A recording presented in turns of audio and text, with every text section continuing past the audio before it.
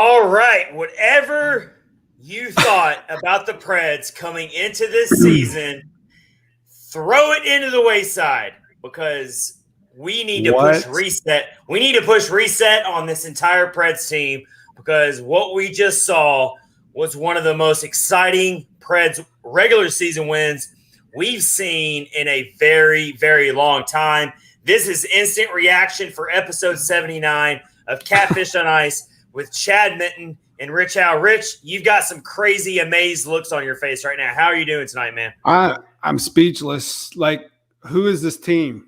I mean, Duchene, amazing. Oh, gosh, man. Just so excited. So excited. We're about to break down this entire game. It just ended.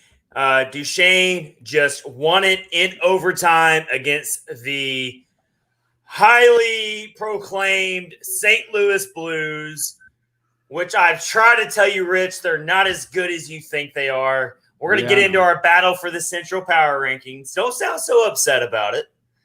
But, no, it was a great game. It was, yeah. I mean, this is why we love hockey, because that game was – you couldn't look away. You could not – you couldn't even, like, find time to go to the bathroom. I found myself, like, needing to take a restroom break, and it's like, I might miss something. It was one of those games. Did you say your dog was chewing on something?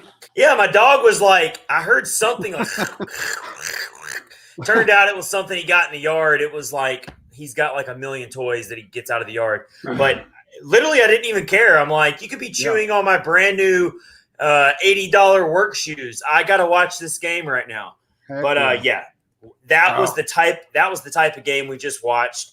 Not to mention they also won against the Dallas Stars last night. So what about these last 24 hours that the Preds have given us? They are really making some things happen right now. And I'm telling you, the buzz on the Preds has been pretty weak through the first part of the season. You're right. There hasn't been a lot of excitement. There hasn't been a lot of intrigue. You're not seeing a lot of stuff out there on them. But guess what? That's all about to change after these last two games. People are going to start getting really, really interested in this team.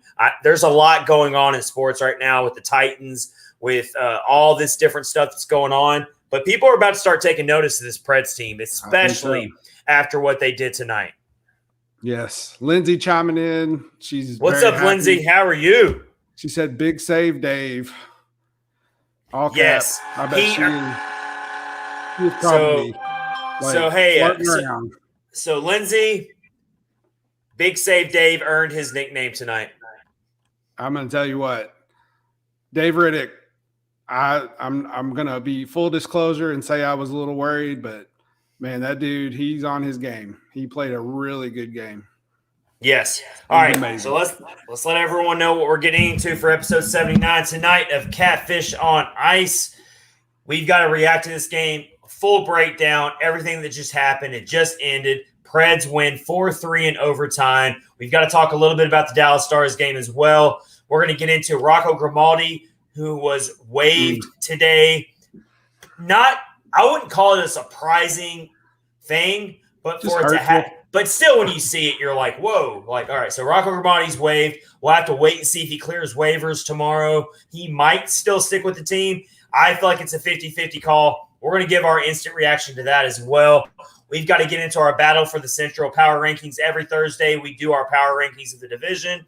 And it's Thursday, and we are going – definitely what just happened with the Preds is going to affect those rankings, I think. Yeah. So, Rich, if you did your rankings this morning, you better start changing them right now. I did them about 3 or 4 hours ago. All right. Well, I think they're going to change. They're outdated. They're going to change. They're a little outdated, right? Matt Duchene is continuing his hot start. And guess what? You got to download the episode tomorrow if you're watching the stream right now. But we had Rob Reese of NHL.com, fantasy editor. Also, he's a regular guest on NHL Network, and he has the NHL Fantasy on Ice podcast.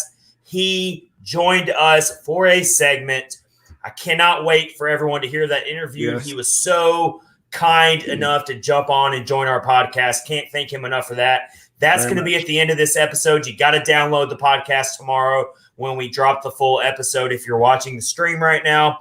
And good news for you, if you're listening to the podcast right now on the next day, all you got to do is keep listening. The interview's coming at the end of this episode. Absolutely. We are presented by DraftKings, and we are part of the Hockey Podcast Network. So let's get into this right now. And let's talk about what's on all of our minds right now. This game, the Preds beat the Blues 4-3. I can tell you right now, I will be totally honest, I did not think they were going to win this game. Even going into it before the puck dropped, I'm like, I just don't think this is in the cards. I don't think the Preds are going to have enough gas in the tank. They're on a 6-game road trip right now, and now you're asking them to turn around on a back-to-back after playing a gutsy, physical team like the Dallas Stars last night. Mm-hmm. Now, they got in late to St. Louis, and you got to turn around, and David Rittich's got to come in and play his first game in a Preds uniform after coming back from the COVID protocol list. Everything was stacked against them for this to be a very rough game. And then they fall behind 2-0 early. It's onslaught. The Blues are clamping down in the zone. You're starting to hope and pray that Rittich doesn't get chased out of the game and they don't have to bring Saros in or something crazy like that. Right. And what do you know? Finish it off for me, Rich. What did the Preds do? What did they do? First off, they were going up against the Blues. I know Preds fans don't care for the Blues that much. I personally don't care for them that much, but you got to give them props. They're one of the better teams in the NHL. Massive power play team. When the Preds went down 2-0, I was getting a little worried. I was like, man, this is going to turn ugly if they don't do something quick. And man, what do you know? Second period rolls around, and Matt Duchene, 17 seconds into the period, scores a goal, puts Blues up 1-2. So keep getting more exciting after that. It's awesome. So cool. I'm so happy. What I really love about this game is that the Preds are showing that they're doing what good teams do, which is even the great teams are going to have bad periods. Even the great teams are going to have really ugly starts, especially on a back-to-back on a 6-game road trip like the Preds are on right now. And guess what the Preds did? They didn't let the game get so far out of reach that they couldn't come back. And I kept that in the back of my head when I was watching this game. I still didn't have any confidence. I'll be honest, I didn't feel strong about it, but I still felt like, you know what? It's 2-0 and it's the first period. Yeah. They can make some adjustments, hopefully. And the only reason why I kept a little shred of confidence was because Rittich was actually making the critical saves to keep it from being 4-0. Honestly, it absolutely was. It could have easily been 3-0, 4-0. I mean, the Blues were just onslaughting the Preds early on. The Preds couldn't complete a pass. They couldn't break out of their zone. They sure as hell couldn't get any type of offensive pressure. They could test Bennington. That's how this game opened up. It was looking like this game is going to be a snoozer for Preds fans. We're going to have to turn this game off early, get to bed early so that we don't have to be so tired tomorrow morning because it's a work night or whatever. And guess what the Preds did for us? They kept us all up late tonight. That's fine. I don't care one way. That's good. I don't mind staying up late for a win like that. Yeah, back what you were saying about the first period, man. Yeah, it was just – I was like, same as you. I was like, this is not going to end well. They just looked really sloppy. I'm sure they were probably still trying to get their legs underneath them. They were probably tired, from the travel or whatnot. And let me talk about. So let's talk about the first intermission report on the local Preds Valley Sports intermission. They talked to Mark Boroviewski, who got back into the lineup tonight, and I cannot stress enough how big of an X factor he was in this game. He was so massive in this game as far as being where he needed to be, breaking up passes, because the Blues had these offensive attacks where it was meticulous. Like they were diagnosing the Preds defense and they were breaking it down, and Rittich was having to be so sharp so often. And Boroviewski was Rittich's best friend as the game went on. He broke up so many passes. There was definitely a sequence in the second period where Boro was wrecking people, just putting people on the boards. He was everywhere. I mean, he would knock one guy down. Then he'd be in another spot breaking up a pass. I mean, I cannot get over enough how important Boroviewski was to this team tonight. Even though the Preds did show some leaks in their defense, he was still so critical to this team. And then the first intermission interview on Preds on Bally, Boro pretty much said, unfiltered, look, we got in late. We're tired. He wasn't making excuses. I don't want to spin it the wrong way. Burrow's not the type of player that's going to make excuses. No. That's not what he was doing there. But he was basically saying, look, this is a tough situation. This is the toughness of this league.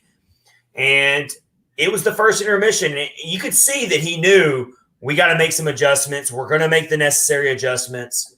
And I really took a lot out of that intermission interview that Boroviewski did on the local broadcast. It really told me, like, look, he knew that they were doing some good things, but that they had to make some adjustments. And that's what good teams do. They make adjustments and they come back. Absolutely. Yeah. And another good point about Boroviewski is that he wasn't out of position. Like another player who we won't name who could have gotten into the lineup very easily. So glad to have him back. Definitely. It's crazy how much he's missed when he's not in there. He's really playing well. So that's always a good thing to see. It was really – so I saw Carrier was going to miss the game because he took a really bad puck deflection in the Stars game, and we weren't sure if he was going to play or not. And that was a really tough loss because he brings that extra offense to the team. And he's been playing well all around, Alex Carrier has. Yeah, absolutely. And so that was a tough loss. So then you swap out for Boroviewski, who obviously doesn't bring as much offensive part of his game as Carrier does, but that was still like a really big return to the lineup. And he showed it tonight. He totally showed it tonight. Yeah, and what he brought is what they needed. Yeah, so the Blues are a tough team. They're always a really hard-hitting team, but using somebody like Boroviewski, that's exactly – he was exactly what they needed tonight. So that was a good thing to have him back in. Everybody's probably happy that Harper didn't get in. They left Myers in. It was him and Boroviewski playing on the third pairing. So good stuff all around. Definitely. And then of course we cannot overlook Matt Duchene, who is just is this guy going to slow down anytime soon? We better hope not, because he is he's fueling the Preds in a way that they absolutely have to have, especially without Forsberg right now. He is absolutely filling that void that Forsberg has left behind. I'm not saying he's doing it all on his own, because Mikael Granlund's playing a part in this. Luke Cunnin is definitely playing a part in this. It's a team effort, but Duchene looks so much more aggressive than I've ever seen him in his Preds career.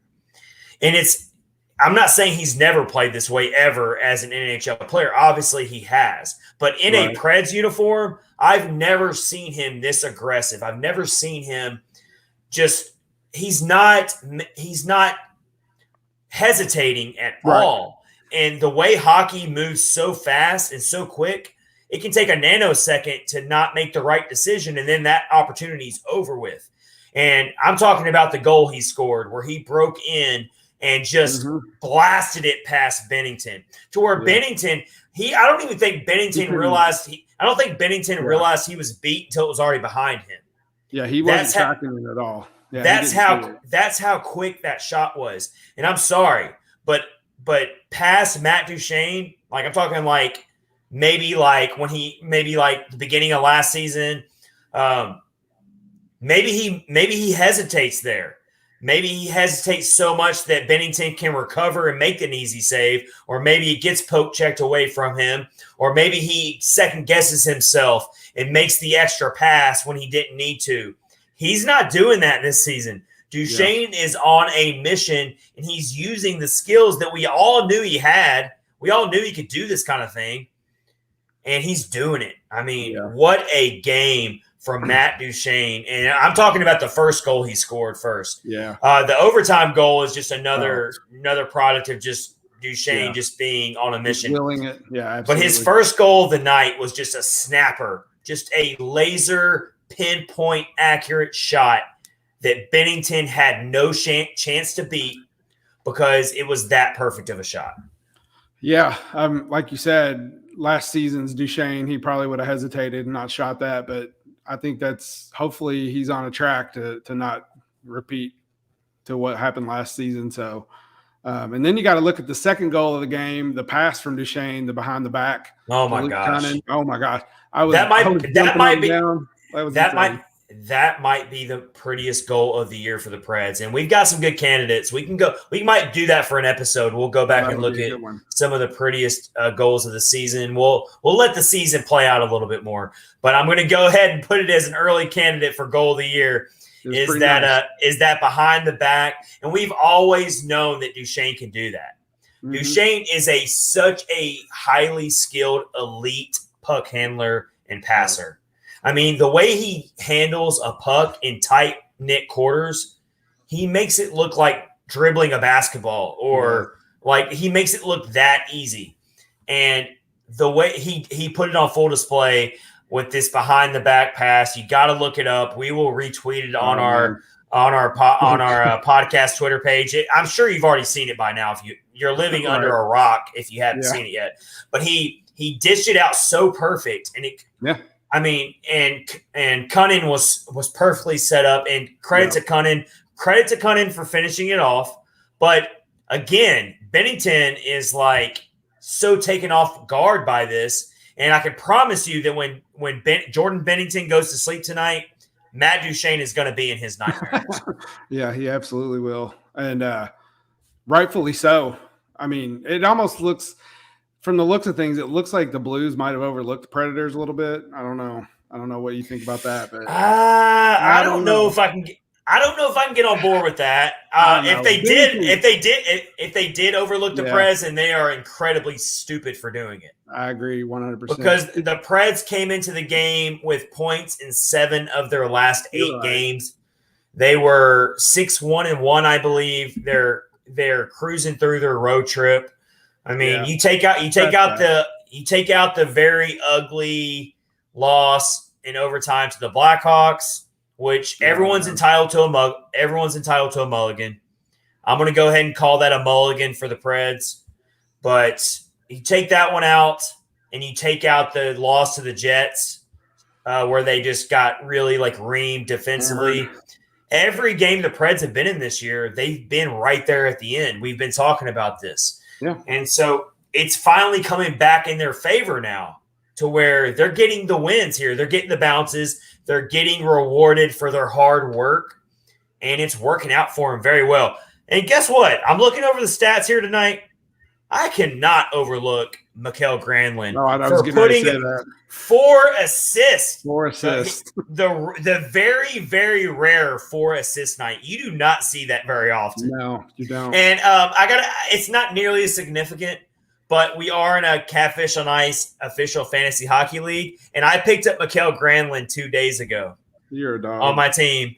And Mikael Granlund, thank you so much for those 4 assists for my very struggling fantasy hockey team. It's very greatly appreciated. And I'm sure that Mikael Granlund, that's all he cared about was getting me points tonight, not actually the Predators team. Well, congrats to you for getting that. That was a good pickup. So Matt Duchene, 2 goals, 3 assists, or 1 assist on the night for 3 points. And so that puts him at 14 points on the season through 14 games, if my math's correct. They said he's leading the NHL in the past 9 games for points. Okay. Yeah. Connor McDavid, Matt Duchene says hello. At least for now. At least for now. We'll take it. But that's a really good stat you just dropped there, Rich. I did not know it was that on that level. So Matt Duchene's up to 14 points in 14 games. I mean, wow. I mean, Talk about this. Last season, it took Matt Duchene game 56 of 56 game season to score his 5th goal. Yep. They said, and now he's got 7 goals now after tonight through 14 games. So just try to wrap your head around that. I'm still trying to wrap my head around that. Yeah, he didn't get – they said that he's already surpassed how many points he had last season. Yeah, I'm telling you, it's a dramatic shift in his focus. I think he took it personal that the Preds did. Yep. The Preds did not protect him in the expansion draft, and we all agreed with it. We did, yeah. Me and Rich are not going to sit here and pretend like we disagreed with that decision. We absolutely agreed with Matt Duchene not being protected. But guess what? Matt Duchene took that personal. And he's taking it, and he's showing everyone right now, and it's working out in the favor and the benefit of the Preds. But he's showing everyone now, hey, maybe next time you might want to protect me, even though I don't think there's an expansion draft coming up anytime soon. But you know what I mean. He's playing with a proverbial chip on his shoulder, and I know that's a cliche, but it's damn true. It's perfect. Yeah. I mean, we talked about it like endlessly about him not being protected, but he didn't really give us any reason to think otherwise. 3 seasons, he just was not playing like he should be. And I think you're right. He took it personal and he finally turned around and did whatever I don't know what he did, but I like it. And hopefully keep it up. I don't see, barring injury, I don't see why he would just fall off the face of the earth, because he knows now what works for him. He's finally getting that comfortable part of his game where he is like, he knows he's a leader of this team. He is taking it upon himself. He is taking on the Philip Forsberg role with this team. Yep. Absolutely. And so he knows what he's got to do. So I'm not worried about Duchene disappearing. I'm not worried about him going on a 10 or 20 game disappearing act like he's done in the past. I mean, I'm not saying he's not going to go through a drought. Every player, aside from like your top elite players, they go through droughts. So I'm not saying he's not going to have a little bit of a drought. But the old Duchene, I feel like it's in the wayside a little bit here. I think he's going to keep this up for the most part. I know he knows what's on the line here, especially until Philip Forsberg gets back. And so I can't say enough about it. And then real quick, we are going to give the rest of this game reaction. We are going to put some respect on David Rittich's name tonight. Oh yeah, absolutely. Rich, what did you see out of David Rittich? Give me your full breakdown on his entire performance, his Preds debut. He was under an enormous amount of pressure. In episode 78 on Monday, I said that I would prefer to see him play against the Stars, a team that's way less offensively gifted. Yeah. Maybe not as much up and end action going on, and maybe Rittich won't be tested as much. But the Preds trotted out UC Saros on Wednesday, and UC Saros had a very, very strong game, and the Preds won. And the Preds won, which it's all about winning in this league, of course. But Rittich got thrown to the wolves early on in this game. So give me your initial breakdown on it. He did. And like I said, full disclosure, I was a little nervous about him going in tonight. He hasn't played all season. He played in the preseason games. He was on the COVID protocol. And like you said, he got thrown to the wolves. The first period was shaky. He was getting his legs under him. They gave up those 2 goals. I really don't feel like they were his fault. One was a power play goal. But, man, once he got settled in, he started saying some really big saves. And that one save, I think it was in the third period, where the puck hit the post and was, like, hovering up in the air. And he, like, stuck his pad out and blocked it because it was going to come in. You can just tell why he earned the name Big Save Dave, because he stepped up tonight, and without him, I don't know what would happen. if they would have played Saros in a back-to-back, I don't know if we would have got the same result. Did he ever live up to that nickname tonight? Absolutely. I mean, wow. I mean, he totally did. And I mean, it's just like incredible how he stepped up to the occasion. And I want to go back to it. So the 2 goals he gave up initially were not really on him. I mean, so. he was, first of all, before the Blues even scored their first goal of the game, Rittich was under all this fire. Very much and he somehow kept it at 0-0 for the longest time. Mm-hmm. And then the Blues pounced on him and got that first goal. Just a really good play by the Blues. And then Josi took a very uncharacteristic sloppy penalty where he kind of got his stick caught up in no man's land. It ricocheted off his stick. It went out of the stands. You get a delay of game called on you. The Blues have the second-ranked power play in the league. And they showed it. And they showed it. And so, bam, Rittich is tagged for 2 quick goals that you can't blame on him. And the Blues didn't even slow down after that. The Preds kind of had to limp to that first intermission and down 2-0. And a 2-goal lead, you can make that up. You're still in it. It's not over yet. Yeah. But it felt like if they would have scored that third one, it was over. Oh, yeah, it would have been tough, but and they never gave up that third one until after the Preds took the lead. No, I do think So right. Well, I think when Trenton took the lead, and that was a beautiful goal as well. Granlund with the steal, and then passed it to Jeannot, and then Jeannot gave it to Trenton. Is that how it was? I believe. Yeah. That was just a beautiful goal, and I was like, they just need to hold on to this lead. But then, eventually Tarasenko, I think, scored. The time, and that was one that Rittich would probably like to have back. We say that a lot. I was going to say. We always, I mean, of course, it's a cliche in hockey. Goaltenders want every goal they give up back, but usually when it's a nice way to say the goaltender gave up a soft goal or a weak goal. I do think that Rittich lost track of the puck a little bit. Maybe he could have sealed the net a little bit more. I know Chris Mason on the Bally Sports South broadcast kind of mentioned that Rittich could have maybe been in a little bit better position. So you'll say Rittich maybe gave up 1 goal tonight that you can say, okay, that's maybe a little bit on you. But you know what? That's a pretty damn good Preds debut, if you ask me, against the St. Louis Blues. Yeah, especially against the St. Louis Blues. I mean, he was just outstanding on so many levels. And I don't know what it is about the Preds and goaltenders, but for some reason this organization knows how to find goaltenders. Yeah, they did a good job finding Rittich. Like when they first signed him, we were kind of like, I never heard of him. And then, you do some research and find out what kind of a player he is. And, man, he really proved his worth tonight, that's for sure. Rittich finishes with 33 saves on 36 shots. I don't think the save percentage does him justice, but he finished with a 917 save percentage. So just great stuff here. Just looking through the quick numbers real quick before we move on. In episode 79, we're giving you instant reaction, as instant as it can be tonight in episode 79 after seeing the Preds win 4-3 in overtime over the St. Louis Blues on a back-to-back to close out the road trip.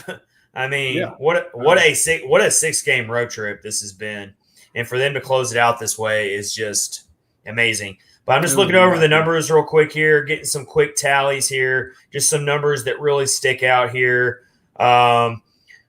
Let's look at it here. Just looking for Trenton had 4 shots on goal. Philip Myers. Yeah. You want to talk about him kind of getting his offensive feet wet a little bit. I mean, he was out there. He had some good looks on goal. He ended up having 5 shots on goal tonight. Yeah. If you took a bet going into this game on who would lead the team in shots on goal, and you bet Philip Myers, then can you go ahead and buy my lottery tickets tomorrow? Absolutely. Because funny. Philippe Myers led the team in shots on goal tonight with 5. So I need to know who you are if you bet on him on your DraftKings betting app. If you bet on him, and then let's talk about. Michael McCarron was out there roughing up people. He got taken.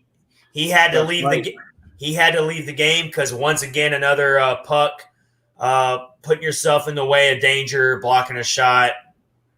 It looked like it hit his knee or something like that. but he had to be taken off the ice as well. We got to hope he's okay, because that kind of takes us into our next segment. Again, the Preds win 4-3 in overtime. They've got 17 points on the season, 8-5-1. They are top. So listen to this. I know it's early. I know I'm going to keep saying that until it gets further in the season. But the Preds are tied with Winnipeg for second place in the division. You've got a two-way tie between the Blues and the Wild for first place in the division with 18 points. So the Preds are literally like very, very close to being in first place in the division. And guess who is next up on the schedule? Those Arizona Coyotes. The dumpster fire that is Arizona. The Preds get to come back home to Bridgestone Arena, and that place better be loud. If that place is not rocking like old times on a Saturday night in Nashville, Tennessee, with the Preds doing what they just did on a 6-game road trip, if that place is not blowing up and loud, I'm going to call out Preds fans if that place ain't loud on Saturday. Absolutely, you should. Because this team needs you right now. This team just showed you that they are for real, and you need to be cheering them on. You need to be paying attention to them, and you're playing a very, very terrible Coyotes team. That place better be loud on Saturday, because it could very well be for first place in the division if they win that game on Saturday. Absolutely. What were you going to say, Rich? So when we were talking before the season about how we were nervous, we didn't know how the team would react. Did you ever think that they would be tied for second place in this division at this point? I know we're only 14 games in, but hell no. Still, I would be lying. I'd be lying through my teeth if I said I thought the Preds would be this far up in the division. Now, we're gonna do our power rankings later on in the episode to close out episode 79. But I will say that these last two games against Dallas and St. Louis have drastically changed my opinion on the Preds right now. These last two games, I was like, put up or shut up. I'll see it when I believe it type of mentality until I saw how the Preds handled this back-to-back against the Stars and the Blues, especially after seeing them lay that dud against the Chicago Blackhawks on Sunday. I was very much a non-believer in how they were going to handle this back-to-back. I'll be totally honest and objective here. They've proven me wrong in these two back-to-back wins against big-time division rivals. I love being wrong. I love being proven wrong, and I stand corrected. They have proven me wrong. Same. I felt the same. I felt a little bit better about Dallas. I know they always play them tough, but I kind of felt like that the Predators could beat them. But then I really didn't think they were going to beat the Blues, just to be honest. The Blues are just tough. They're one of the best teams in the NHL. So pleasantly surprised, for sure. So I mean, this thing has the opportunity to keep going strong if you really look ahead at their upcoming schedule, but you got to take every team in this league seriously. So in no way am I chalking this up as a win against Arizona. It should be, but that doesn't mean anything. But we're going to not look ahead as of right now. Instead, we're going to move on in episode 79 of Catfish on Ice with Chad Minton and Rich Howe, brought to you by DraftKings and part of the Hockey Podcast Network. Let's get into our next segment here. And that is the big news that came down today with Rocco Grimaldi being waived. It felt inevitable. It felt like it was going to eventually get here. I've been saying, like, everyone was like doing the hashtag for so long, free Eichel, free Jack Eichel. I was saying, and I was the only one, but a lot of us were saying free Rocco, which didn't have nearly the national buzz as Jack Eichel, but I feel like it's kind of a similar situation. Only Rocco Grimaldi wasn't injured, but you keep seeing Grimaldi just being buried on this roster. He just doesn't have the chance to really play or get the opportunity to get the minutes. It's not really his fault per se. Mm-hmm. I think that if Grimaldi finds the right landing spot, he could be successful, but he is very much a niche player. He is, and we've talked about it a bunch of times, but the Predators just aren't conducive to his style of play. Like the way the team's built, he has a hard time fitting in. They're a bunch of bigger guys. They're more defensive. We all talked about how he has defensive lapses sometimes. He's more of an offensive speed player. And the Predators just aren't like that anymore, and it's just hard to slot him into places. And I was like, I'm same as you. I hope that somebody picks him up because he definitely deserves some minutes somewhere, and he would do well on another team, just not this team anymore, unfortunately. And I hate it. He's one of my favorite players, but I mean, well, you hate to see it when it's such a classy, likable player who's active in the community, who is just a really good person, and not to mention he revitalized his NHL career by coming to the Predators originally. So it's kind of a full circle scenario here, right? If you think about it, because Grimaldi had around 30, I want to say less than 40 games of NHL experience before he came to the Preds, and he never really stuck anywhere. He played a lot with the Florida Panthers a little bit, and then he comes here and he just shoots off like a rocket, almost like what Tanner Jeannot's doing right now, only under different circumstances, but still very similar. Like Grimaldi came in and took everyone by surprise. He was instantly likable because he's such a speedster and he brings a lot of offensive upside on the rush. And those are the types of things that casual fans love to see. Yep. And so he quickly became a fan favorite. But unfortunately, he hit his ceiling very quickly, unfortunately. And just think about tonight, for instance. The Preds trotted out Michael McCarron, a big-bodied defenseman, or not defenseman, but forward that plays like a defenseman, honestly. Yeah. That was the point I was trying to get at, is he plays like a defenseman. And he's never, ever going to be the offensive player that Grimaldi is.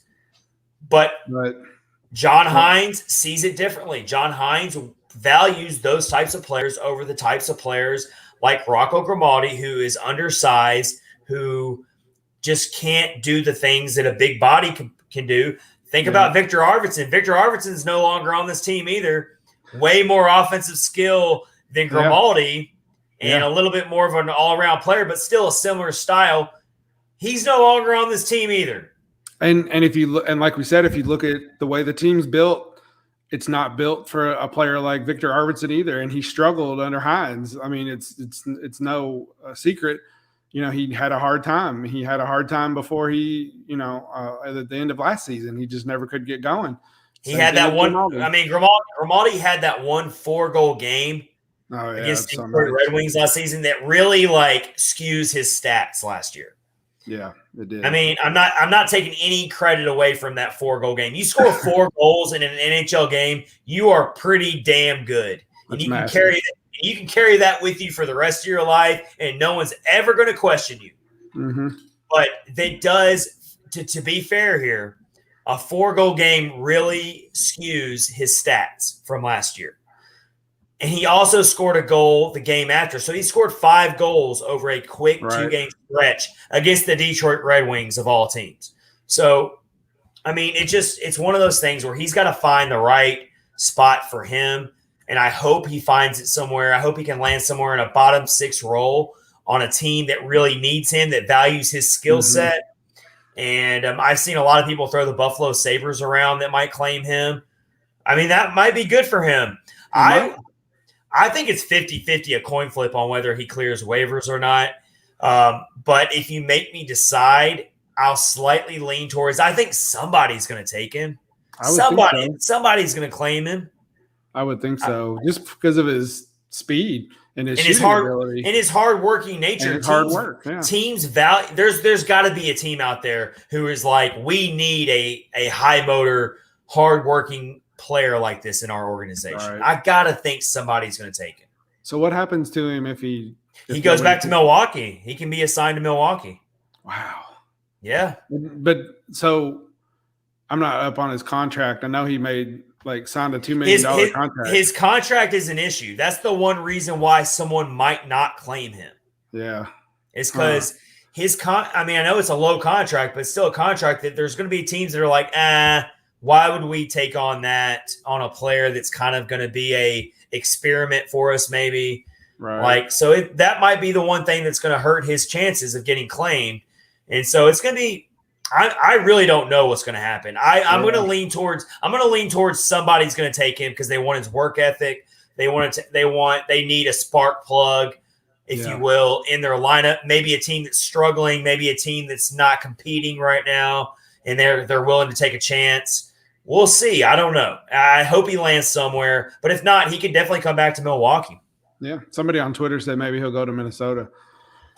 Oh yeah, Preds North. Yeah, that would not surprise me at all. But I really hope the best for him. I really do. I mean, he's such a likable person. He's such an easy, likable person. His last game he played was against Chicago on Sunday, and he barely even played in 10 minutes of ice time. He had one shot on goal, and then for his season numbers, 0 points in 5 games. Yeah, it sucks. So I hate that it was probably time for him to move on, and I wish nothing but the best for him. Yeah, I think we all feel that way. He only had 6 shots on goal through his 5 games he played. So to be a type of player that he is, which is an offensive style player, to only have 6 shots on goal in 5 games, that's just something wasn't working here. Yeah. So plus he couldn't get going. He didn't have any consistency. He wasn't starting every game or anything. So it just sucks because somebody, I think it was Adam Vingen, brought it up today that when he was on that line with Craig Smith and Nick Bonino, they were like the best line in the NHL for like a 2 or 3 month stretch or something, and now he's getting waived. It's just a bummer, but it just stuff changes, man. You know, life comes at you fast in the NHL. That's for damn sure. Way different team. All right, so again, Rocco Grimaldi gets waived by the Nashville Predators officially. He could still end up in the organization somehow if he clears waivers. We'll have to wait and see. I feel like it's a coin flip on how that goes. Yep. We will definitely react to that as it happens. I'm sure we'll find out tomorrow what's going on with that. If he clears or not, we'll have to wait and see. But since we all love Rocco Grimaldi, we hope someone claims him so that he can play somewhere else. Yep. All right, let's let you know what we got in store for you on the rest of Catfish on Ice. This is episode 79, presented by DraftKings, part of the Hockey Podcast Network with Chad Minton and Rich Howe. We've still got our battle for the Central Week 4 power rankings. We got to rank the division. A lot of your NHL games are over for tonight's action, so we've really got to figure out how we're ranking this division now. And then at the tail end of this episode, stay tuned for it. We got Rob Reese of NHL.com. He's a fantasy editor for NHL.com. He's a regular guest on NHL Network, and he's also got his own podcast called NHL Fantasy on Ice. He is a awesome follow on Twitter. I love his content, and he was really, really kind to come on our podcast. I'm sure he's got a really busy schedule doing all the coverage he does for the NHL Network and for NHL.com. And he jumped on our podcast for about a 15 to 20-minute segment that we got pinned at the end of this episode. So you're going to have to stay tuned for that because it's worth listening to. He was outstanding and was just such a nice guy. So thank you to Rob Reese for doing that. Stay tuned for that interview. Let's get into our next segment, which is it's Thursday, so it's our battle for the Central power rankings. Before we do that, I do want to mention DraftKings because guess what? DraftKings now has an awesome offer for all of our NHL listeners and fans. They are not going to leave you out in the cold here. The DraftKings Sportsbook is the official betting partner of the NHL, and they have an unbelievable offer to celebrate the greatest sport on ice. New customers can bet just $1 on any NHL game and win $100 in free bets if either team scores a goal. I mean, I feel like that's pretty good odds there. I don't know about you. Somebody's going to score. If your sportsbook isn't available in your state yet, DraftKings won't leave you empty-handed. You can still win huge cash prizes. You can play the daily fantasy sports. Of course, we have our Fantasy Hockey League going on for the podcast right now, which has been so much fun. So you can get in on that. If the sports betting is not available in your state, you still have an opportunity to have a lot of fun with the DraftKings Sportsbook app. So download the DraftKings Sportsbook app now. Use promo code THPN to throw down $1 on any NHL game and win $100 in free bets if either team scores a goal. This week, one puck in the net nets you a big win. Promo code THPN at the DraftKings Sportsbook app, an official sports betting partner of the NHL. Must be 21 years or older. In New Jersey, Indiana, or Pennsylvania, new customers only. Minimum $5 deposit and $1 wager required. One per customer. Restrictions apply. See DraftKings.com/sportsbook for details. And if you have a gambling problem, please call 1-800-9-WITH-IT or 1-800-GAMBLER. Please do that if you have a gambling problem.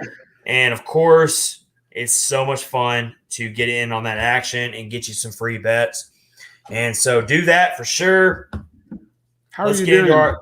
How are you doing in the fantasy this week? I'm doing pretty good, but I don't want to jinx myself, but I'm having a pretty good week. That Mikael Granlund pickup is really working out well for me.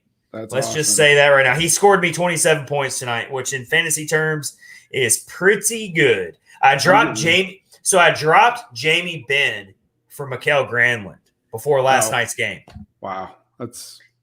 And so good call. Good and on you for that. I may or may not have taken Rob Reese's advice in the interview because he's a fantasy expert. I'm not going to even comment on that.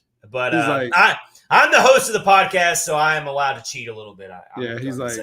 He gave you all the tips. You're going to hear it in the interview, but he gave me advice to drop Jamie Benn, and I did.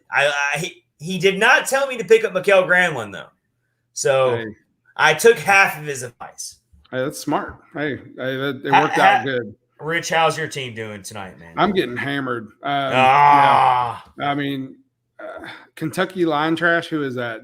That's Matt Hart. That's Matt Hardesty, and he's just drilling everybody right now. He is. I'm getting just nailed.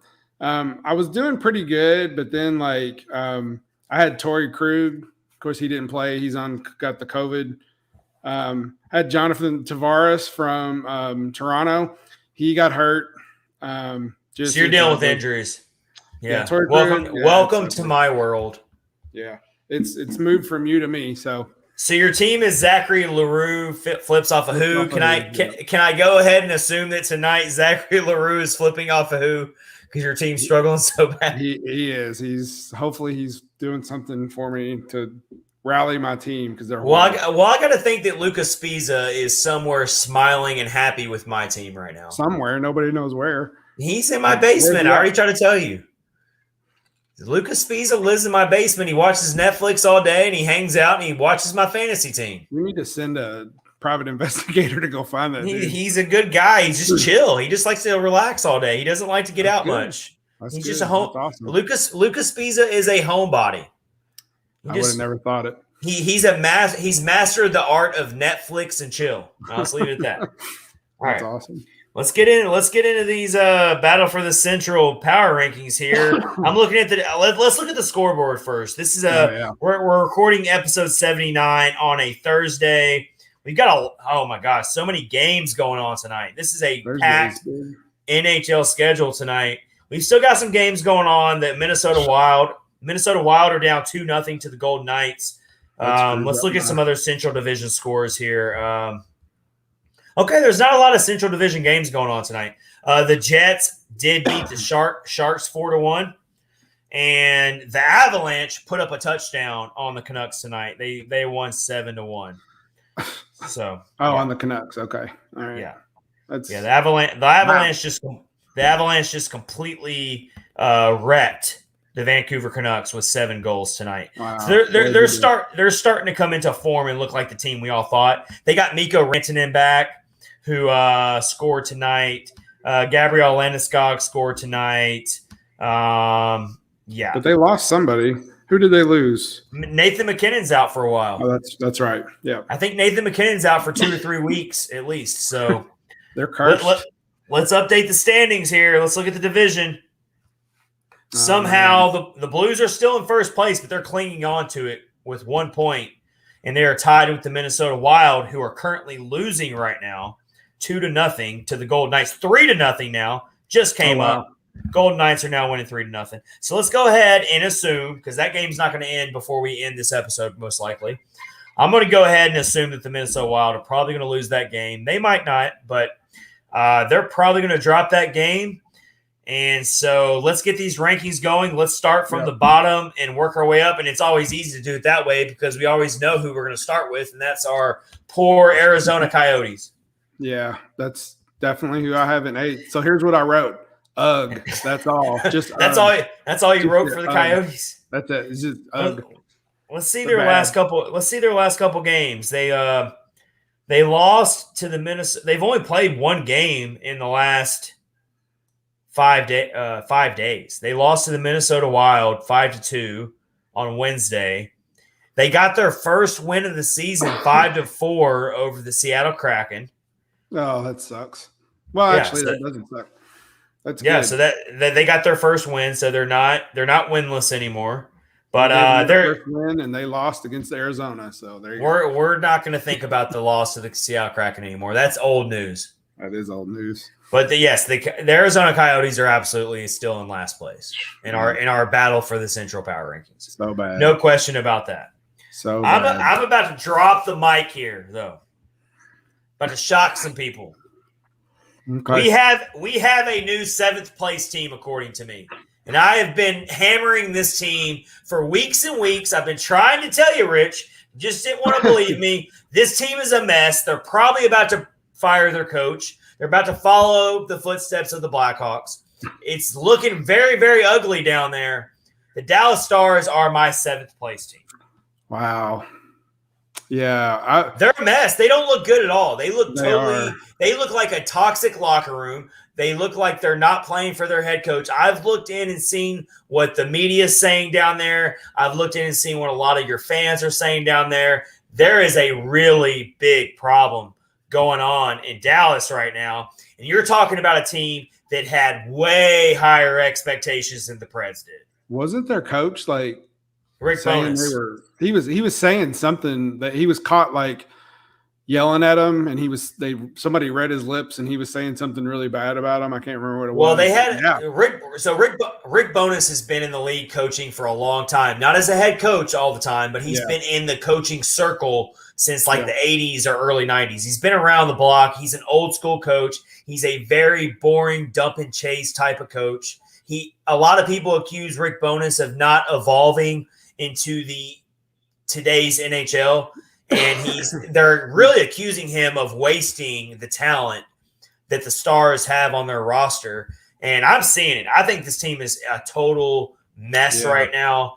And I mean, it doesn't mean they're not going to win some games and hang around. I think they've got enough talent to maybe hang around for a little bit, but I'm sorry. They don't have the goaltending that they used to have.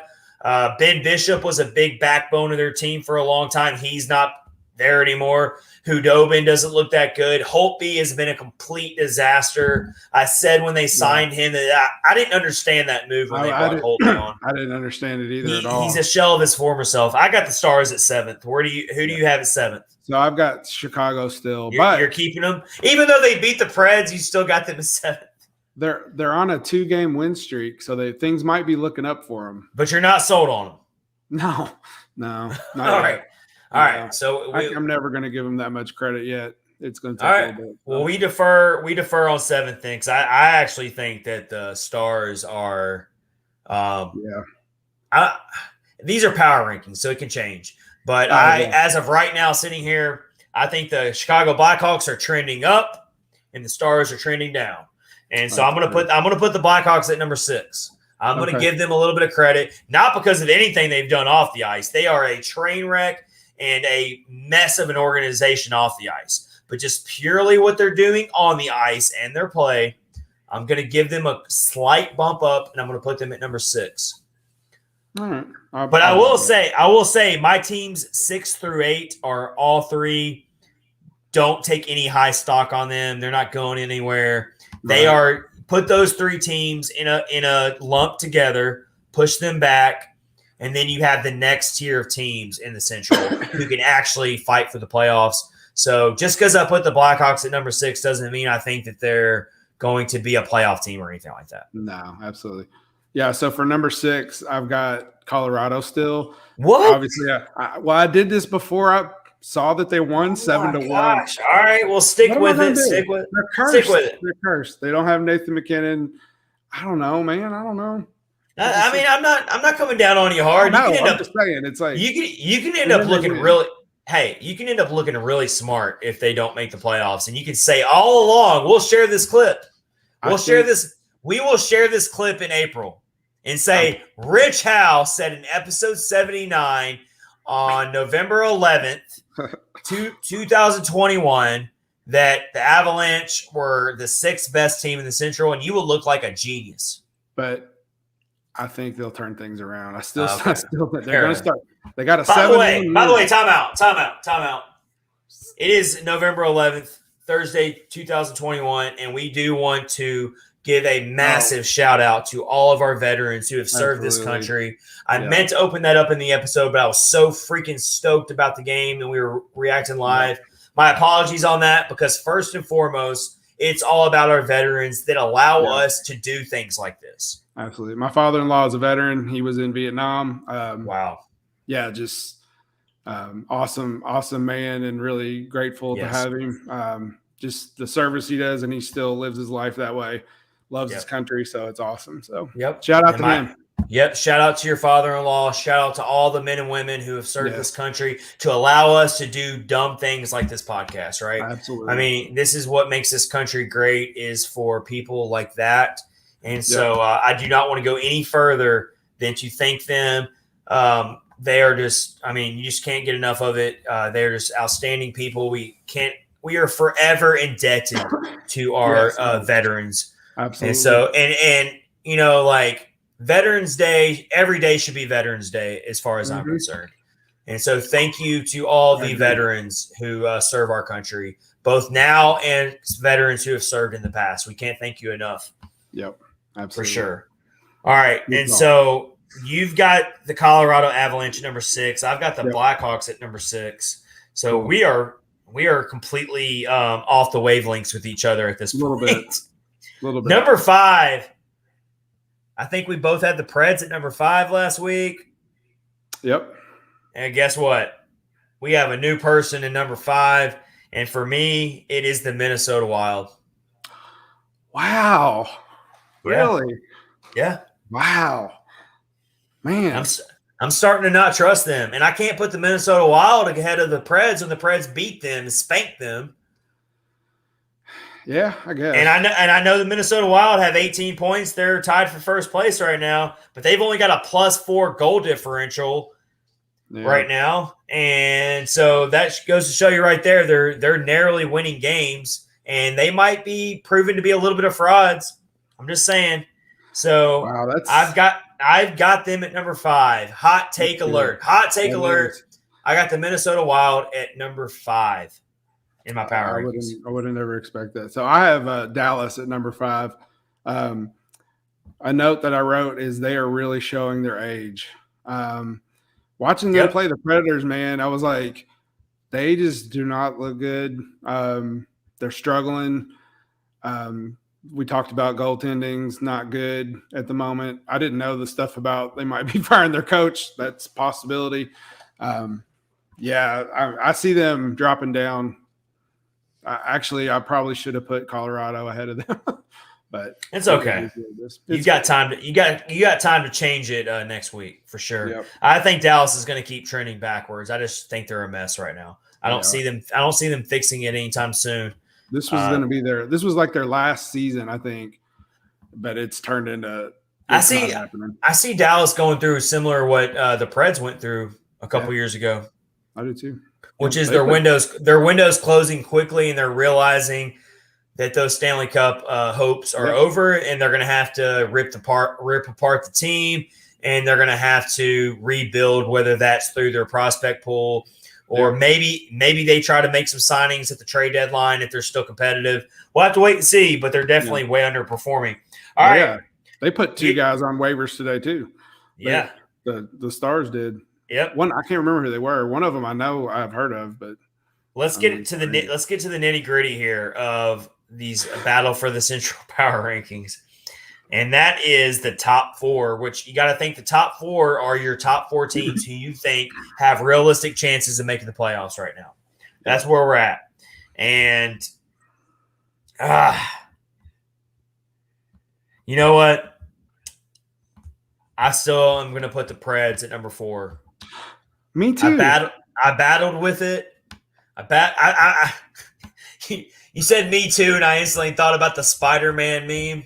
Oh, yeah. Spider-Man's pointing at each other in the mirror. That's a good All one. right. Yeah. And here's why. It's not that I don't want to give them credit where credit's due, or I'm trying to be the negative person here, the dark cloud over all these great things, but I'm also not going to be a prisoner in the moment. And for the Preds, I just think that they're going to be a very helter-skelter type of team. And what I mean by that is they're going to be in it. It appears that they're going to give us a taste of what happened last season, where they're going to be in it till the end. They're going to hopefully go on a really good run like they're doing now and cruise into another playoff berth, which will be an 8th straight playoff berth, which is insane if they make it this year. They've definitely got it in them to do that. I'll give them that. I'm there.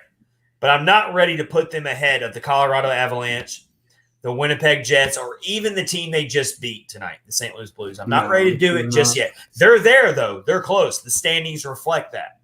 But I'm not going to put them there just yet. I'm putting them at number 4 right now. Yeah. So before I give you my notes on Nashville, Lindsay had a question. She wanted to know, how good is the locker room right now? They look like they're always playing for each other and the coaches. I would agree with that.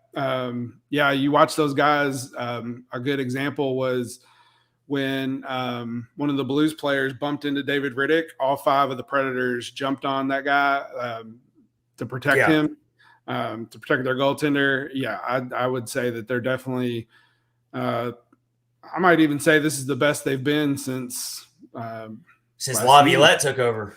Yeah, I mean, they're really, like, it started last season halfway through, but then it's just carrying over, and it just seems like it's getting a lot better. So, I think the play you're talking about is when it was early in the game. It was when Rittich dove out to cover that puck to kind of extinguish the threat, because, like I said, the Blues were head hunting. They were out there just looking to end this game early.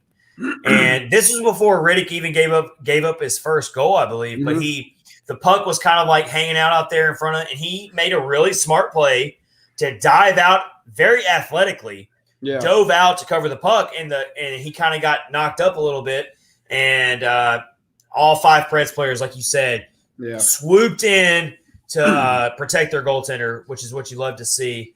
I totally agree with you as well, Lindsay. I think that this locker room is a very tight-knit, close locker room.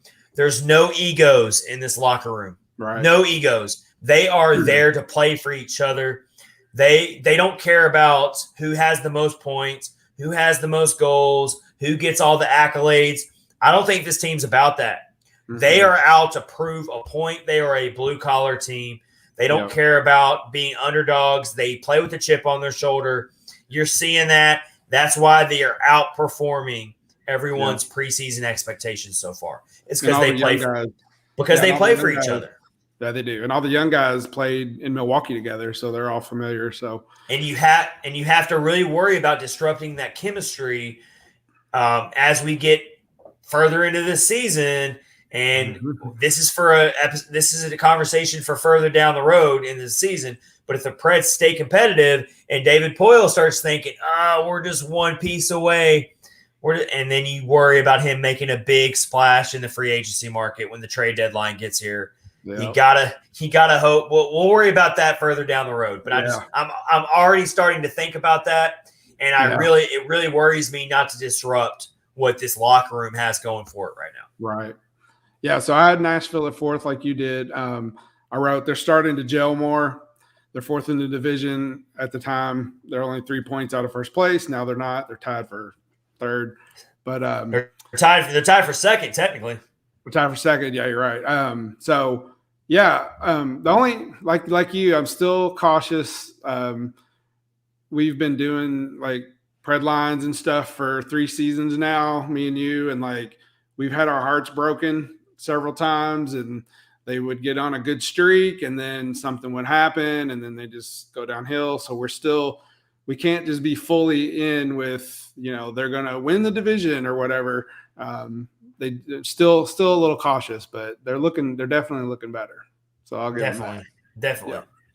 Yeah. They're the team that's right now, if they just keep doing what they're doing, they're going to eventually make believers out of all of us. Yep. Absolutely. But they were already they were coming from so far down with their expectations on the outside looking in that it's still going to take some time to prove it when you've only played 14 games this season.